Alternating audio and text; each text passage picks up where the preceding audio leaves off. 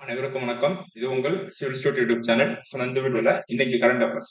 இந்த வாரத்துக்கான current affairs. February 24 to இன்னைக்கு மார்ச் 1 வரைக்கும் கரண்ட் அஃபேர்ஸ் வந்து இதுக்கு முன்னாடி கரண்ட் அஃபேர்ஸ் பார்க்காதவங்க பிளேலிஸ்ட்ல ரெஃபர் பண்ணி பார்த்துக்கோங்க. ஸோ இந்த வீக்கான கரண்ட் அஃபேர்ஸ் வந்து பார்க்க போறோம். ஸோ இந்த வாரம் நிறைய முக்கியமான கரண்ட் அஃபேர்ஸ் வந்துச்சு, நடப்பு நிகழ்வுகள் வந்துச்சு. ஸோ அதை வந்து பார்க்கலாம்.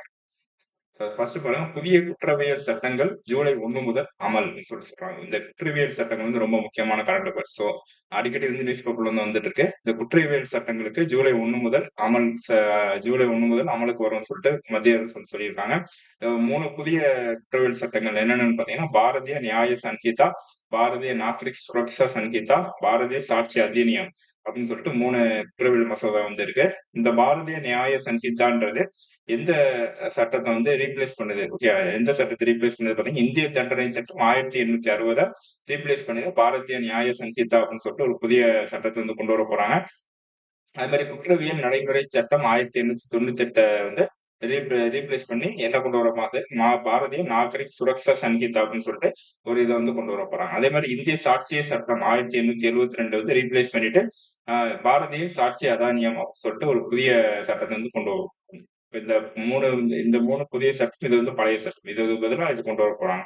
ஓகே, சோ அப்ப இந்த 3 புதிய சட்டத்தை வந்து பேர் பார்த்துக்கோங்க. இதுக்கு பதிலா இது கொண்டு வர போறாங்க. அதே மாதிரி பழைய சட்ட இயர் வந்து பார்த்துக்கோங்க. பழைய சட்டத்தோட வருஷம் வந்து பார்த்துக்கோங்க. இந்த 3 சட்டத்தின் பேர் வந்து பார்த்துக்கோங்க. ரொம்ப முக்கியமான கரண்ட் அஃபேர்ஸ். ஸோ வரப்போற குரூப் 4ல நம்ம கேட்கறதுக்கு ரொம்ப சான்ஸ். அடுத்து, குடும்ப நுகர்வோர் செலவின ஆய்வு. Okay, consumer expenditure house consumer expenditure survey அப்படின்னு சொல்லுவோம் இங்கிலீஷ்ல. House consumer expenditure survey. குடும்ப நுகர்வோர் செலவின ஆய்வு வந்து ஒரு அறிக்கை வந்து தேசிய புள்ளியியல் அலுவலகம், நேஷனல் ஸ்டாட்டிஸ்டிக்ஸ் ஆபீஸ், ஓகே, தேசிய புள்ளியியல் அலுவலகம் வந்து வெளியிட்டு இருக்கு. ஸோ அதுல என்ன பண்ணிருக்காங்க, என்ன கண்டுபிடிச்சிருக்காங்க பாத்தீங்கன்னா, 10 ஆண்டுகளில் மாதாந்திர குடும்ப செலவு 2 மடங்கு அதிகரிப்பு சொல்றாங்க. ஓகே, 10 வருஷத்துல பாத்தீங்கன்னா மாசம் மாசம் நம்ம செலவு பண்ற குடும்ப செலவு வந்து பாத்தீங்கன்னா 2 மடங்கு வந்து அதிகரிச்சிருக்கு அப்படின்னு சொல்லிட்டு குடும்ப நுகர்வோர் செலவின ஆய்வு வந்து தேசிய புள்ளியியல் அலுவலகம் நடத்திய இந்த குடும்ப நுகர்வோர் செலவின ஆய்வுல வந்து என்ன சொல்லியிருக்காங்க. ஓகே, 10 ஆண்டுகளில் மாதாந்திர குடும்ப செலவு வந்து 2 மடங்கு அதிகரிச்சிருக்கு அப்படின்னு சொல்லியிருக்காங்க. அடுத்து, ககன்யான் திட்டத்தை விண்வெளிக்கு செல்லும் 4 வீரர்கள். ரொம்ப முக்கியமான நியூஸ் இது. ஓகே, சோ இந்த 4 வீரர்கள் பேர் வந்து பார்த்துக்கோங்க. சோ ககன்யான் திட்டம் அப்படின்னா மனிதர்களை விண்வெளிக்கு அனுப்பும் இந்தியாவின் ககன்யான் திட்டம். ஓகே, மனிதர்கள் விண்வெளிக்கு அனுப்புறதுதான் இந்த ககன்யான் திட்டம். அதுக்கு வந்து தேர்வு செய்யப்பட்ட 4 வீரர்கள் வந்து தேர்வு செஞ்சிருக்காங்க. அவங்களோட பேர் பாத்தீங்கன்னா, பிரசாந்த் பாலகிருஷ்ணன் நாயர் அவர்கள், அங்கத் பிரதாப் அவர்கள், அஜித் கிருஷ்ணன் அவர்கள், சுபன்ஷு சுக்லா அவர்கள். 4 பேர் வந்து தேர்ந்தெடுத்திருக்காங்க. சோ இந்த 4 பேர் தான். சோ அதனால ககன்யான் திட்டத்தை பத்தி பேசிருக்கோம், பாத்துக்கோங்க. இந்த ககன்யான் திட்டத்துக்கு விண்வெளிக்கு செல்லும் 4 வீரர்கள் பேரை பத்தி பாத்துக்கோங்க. 4 வீரர்கள், சோ நம்பர் வந்து பாத்துக்கோங்க. ஓகே, 4 வீரர்கள், இது வந்து கேட்கறதுக்கு ரொம்ப சான்ஸ் இருக்கு. அடுத்து, லோக்பாலின் புதிய தலைவர். ரொம்ப முக்கியமான நியூஸ் இது. சோ இந்த வாரம் பாத்தீங்கன்னா எல்லாமே முக்கியமான நியூஸ். எல்லாமே குரூப் 4 வந்து கேட்கறதுக்கு அதிக வாய்ப்பு உள்ள ஒரு நியூஸ். லோக்பாலின் புதிய தலைவர் யார் பாத்தீங்கன்னா, ஏஎம் கான்வில்கர். ஓகே, அவர் தான் லோக்பாலின் புதிய தலைவர். வந்து முன்னாள் உச்சநீதிமன்ற நீதிபதி ஏஎம் கான்வில்கர் வந்து நியமனம் பண்ணியிருக்காங்க. சோ இந்த லோக்பால் அப்படின்னா என்னன்னு பாத்தீங்கன்னா, பிரதமர், மத்திய அமைச்சர், எம்பிக்கள், மத்திய அரசு பணியாளர்களுக்கு எதிரான ஊழல் குற்றச்சாட்டுகளை லோக்பால் அமைப்பு விசாரிக்கும். சோ இவங்க பிரதமர், மத்திய அமைச்சர், எம்பிக்கள், மத்திய அரசு பணியாளர்கள், ஓகே, இவங்க ஏதாச்சும் ஊழல் குற்றச்சாட்டு இருக்காங்க, ஊழல் குற்றச்சாட்டு சுமத்தப்பட்டிருக்குன்னா அந்த ஊழல் குற்றச்சாட்டுகளை விசாரிக்கும் அமைப்பு தான் இந்த லோக்பால் அமைப்புன்னு சொல்லியிருக்காங்க. இதோட உறுப்பினர்களும் இப்ப மத்திய அரசு வந்து நியமனம் பண்ணியிருக்காங்க. ஓகே, லோக்பாலோட உறுப்பினர். சோ லோக்பாலோட தலைவர் வந்து ஏஎம் கான்வில்கர். சோ இது வந்து இவங்க 4 பேர், பிரதமர், மத்திய அமைச்சர், எம்பிக்கள், மத்திய அரசு பணியாளர்களுக்கு எதிரான ஊழல் குற்றச்சாட்டுகளை லோக்பால் அமைப்பு விசாரிக்கும் சொல்லியிருக்காங்க. உறுப்பினர்களும் நியமனம் செய்திருக்காங்க. ஓகே, அடுத்து, லோக்பாலின் முதல் தலைவர் ரொம்ப முக்கியம், பிசி கோஸ். சோ இவர் தான் லோக்பாலின் முதல் தலைவர். இப்போ வரைக்கும் இவர் தான் இருந்தாரு. சோ இவர் வந்து ரிட்டர்ன் ஆக பிறகு ஒரு பொறுப்பு தலைவர் வந்து இருந்தாரு. சோ அவருக்கு பதிலா அவர் போயிட்டு இப்போ புதிய தலைவர் யார் வந்திருக்காங்க, ஏஎம் கான்வில்கர் அவர்கள் தான் லோக்பாலின் புதிய தலைவர் வந்து நியமனம் பண்ணிருக்காங்க. சோ லோக்பாலின் பதவி காலம் பாத்தீங்கன்னா 5 வருடம் 70 வயது. 5 வருடம் 70 வயது. சோ இது பாத்துக்கோங்க, இதுதான் முக்கியமானது. பதவி காலம் 5 வருடம் 70 வயது. ஏஎம் கான்வில்கர் புதிய லோக்பால் தலைவர். அடுத்து தொல்குடி திட்டம். தொல்குடி திட்டம் தமிழ்நாட்டுல தமிழ்நாட்டுல கொண்டு வந்திருக்க தொல்குடி திட்டம். என்னன்னு பாத்தீங்கன்னா, தொல்குடி எனப்படும் பழங்குடியினர் மேம்பாட்டிற்காக புதிய புதிய திட்டத்திற்கு 1000 கோடி ரூபாய் நிதி ஒதுக்கப்பட்டு அடுத்த 4 ஆண்டுகளில் செயல்படுத்தப்படும் அப்படின்னு சொல்லியிருக்காங்க. பழங்குடியினர் மேம்பாட்டுக்காக அது திட்டம் தான் தொல்குடி திட்டம். இந்த திட்டத்தின் கீழ் பழங்குடியினர் பகுதியில் சாலை வசதிகள், குடிநீர், தெரு விளக்குகள் மற்றும் நிரந்தர வீடுகள் போன்ற அடிப்படை வசதிகள் வழங்கப்படும் சொல்லியிருக்காங்க. இந்த முன்னெடுப்பின் ஒரு பகுதியாக பழங்குடி இன சமூகங்களின் அங்கத்தினர் வாழ்வாதாரத்தை மேம்படுத்துவதற்காக பிரத்யேகமாக உருவாக்கப்பட்ட திட்டங்கள் தான் அந்த செயல்படுத்தப்படும் சொல்றாங்க. அப்ப தொல்குடின்றது எது சம்பந்தப்பட்டது அப்படின்னு பழங்குடியினர் வாழ்வு அதிகரிக்கும். வாழ்வு வாழ்வு மேம்பாட்டிற்காக சம்பந்தப்பட்ட திட்டம் தான் தொல்குடி திட்டம். இது பார்த்துக்கோங்க. அடுத்து உலகின் மிக உயரமான ரயில் பாலம். உலகின் மிக உயரமான ஒற்றை வளைவு ரயில் பாலமான செனாப் பாலம் சமீபத்தில் திறக்கப்பட்டது. செனாப் பிரிட்ஜ் அப்படின்னு சொல்லுவாங்க. இது எங்க இருக்குன்னு பார்த்தீங்கன்னா, ஜம்மு அண்ட் காஷ்மீர் ரியாசி மாவட்டத்தில் உள்ள பக்கல் மற்றும் கௌரி ஆகிய பகுதிகளுக்கு இடையே இந்த பாலம் அமைக்கப்பட்டுள்ளது. அப்ப செனாப் பிரிட்ஜ் எங்க இருக்கு? செனாப் பாலம் ஜம்மு அண்ட் காஷ்மீர். இதுதான் உலகின் மிக உயரமான ரயில் பாலம் சொல்லியிருக்காங்க. இது காத்ராவிலிருந்து பனிஹாலுக்கு இடையிலான மிக முக்கியத்துவம் வாய்ந்த போக்குவரத்து இணைப்பாக அமைக்கிறதுன்னு சொல்லியிருக்காங்க. Chenab bridge world highest railway bridge. உலகின் மிக உயரமான ரயில் பாலம் செனாப்.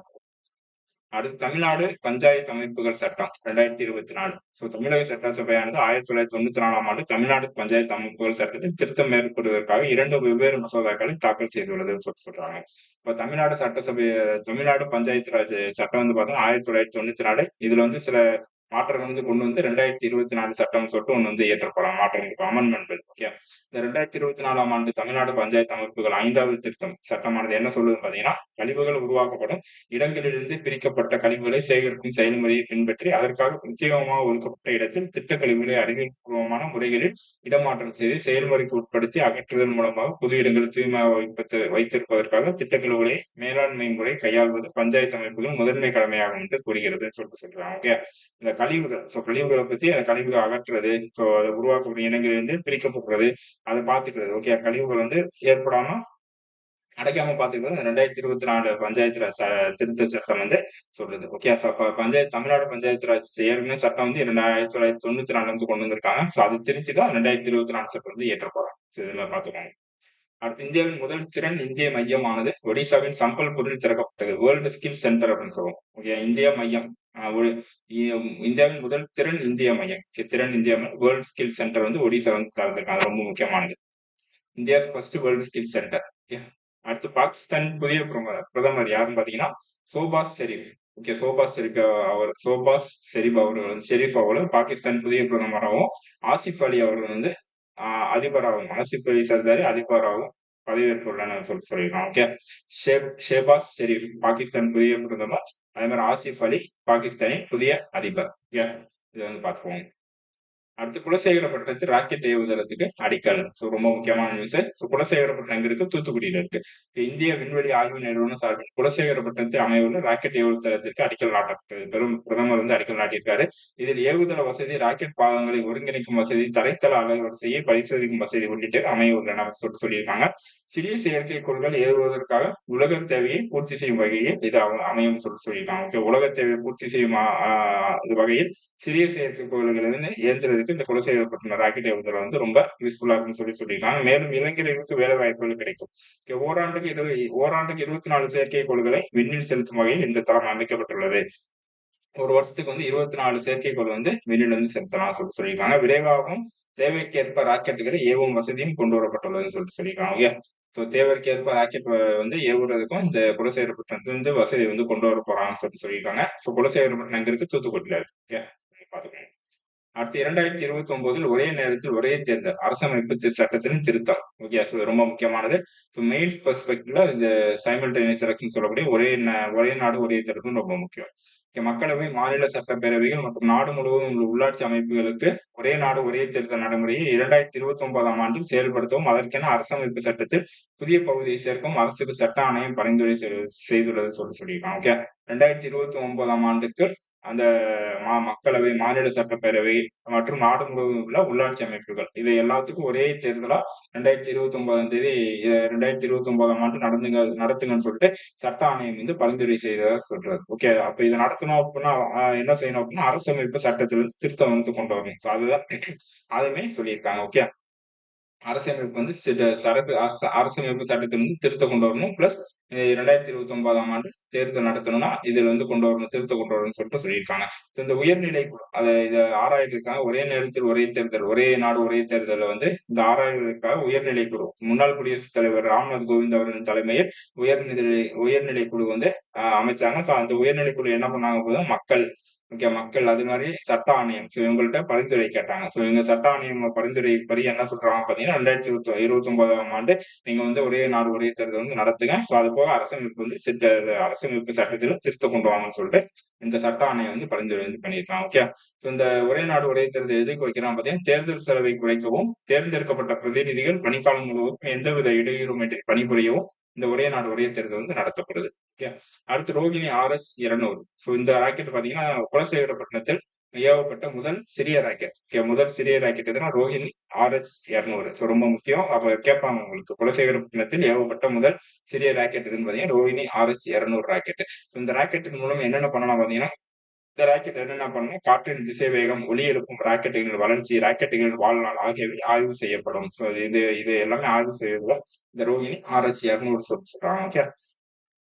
அடுத்து இந்தியாவில் சிறுத்தைகள் எண்ணிக்கை உயர்வு. இந்தியாவில் வந்து சிறுத்தைகள் எண்ணிக்கை உயர்வுன்னு சொல்லிட்டு ஒரு ரிப்போர்ட் வந்து தந்திருக்காங்க. அதிகமாக இந்தியாவில் வந்து மத்திய பிரதேச மாநிலத்துல தான் அதிக சிறுத்தைகள் இருக்குன்னு சொல்லிட்டு அந்த ஆய்வுல வந்து சொல்லியிருக்காங்க. அதே மாதிரி மேலும் அதிகம் உள்ள மாநிலங்கள் எதுன்னு பாத்தீங்கன்னா கர்நாடகா, தமிழ்நாடு. கர்நாடகா, தமிழ்நாடு. சிறுத்தைகள் வந்து குறைஞ்சிருக்கு. எங்க குறைஞ்சிருக்குன்னா உத்தரகாண்ட்ல வந்து குறைஞ்சிருக்கு. இப்போ மிக அதிகமா உள்ளது மத்திய பிரதேசம், குறைஞ்சிருக்கிறது உத்தரகாண்ட், மேலும் அதிகம் உள்ள மாநிலம் கர்நாடகா, தமிழ்நாடு. நம்ம தமிழ்நாட்டுல சிறுத்தைகள் வந்து இப்போ கூடி இருக்குன்னு சொல்லிட்டு அந்த ஆய்வு வந்து சொல்லுது. ஓகே. அப்ப அதிகமா உள்ள மாநிலம் பார்த்தோம்னா மத்திய பிரதேசம். அடுத்து தேசிய முதியோர் மையம். இது பாத்தீங்கன்னா இந்தியாவில் முதல் தேசிய முதியோர் மையமானது சென்னையில் உள்ள கிண்டியில் திறக்கப்பட்டுள்ளது. ரொம்ப முக்கியம். அப்ப தேசிய தேசிய முதியோர் மையம், இந்தியாவில் முதல் தேசிய முதியோர் மையம் நம்ம தமிழ்நாட்டுல சென்னையில வந்து திறக்கிறாங்க. ஓகே. சென்னையில வந்து திறக்கிறாங்க. தேசிய முதியோர் மையம் சென்னையில் உள்ள கிண்டியில் திறக்கப்பட்டது. ஓகே. அவ்வளவுதான் ஃப்ரெண்ட்ஸ். இந்த இந்த வாரத்துக்கான கரண்ட் அஃபேர்ஸ் பார்த்தோம். நடப்பு நிகழ்வுகள். இது முன்னாடி பார்க்காதவங்க பிளேலிஸ்ட்ல ஃபுல் இப்படி பார்த்துக்கோங்க. இந்த வாரம் பார்த்தீங்கன்னா ரொம்ப முக்கியமான நடப்பு நிகழ்வு வந்துச்சு. இதுல இருந்தே உங்களுக்கு 2, 3 கொஸ்டின் வரப்போற குரூப் 4ல கேட்கறதுக்கு சான்ஸ் இருக்கு. அதனால இந்த நடப்பு நிகழ்வு வந்து நல்லா பார்த்துக்கோங்க. இந்த மாதிரி வீடியோக்களுக்கு சிவில் ஸ்டூடியோ இணைந்திருக்கும். நன்றி.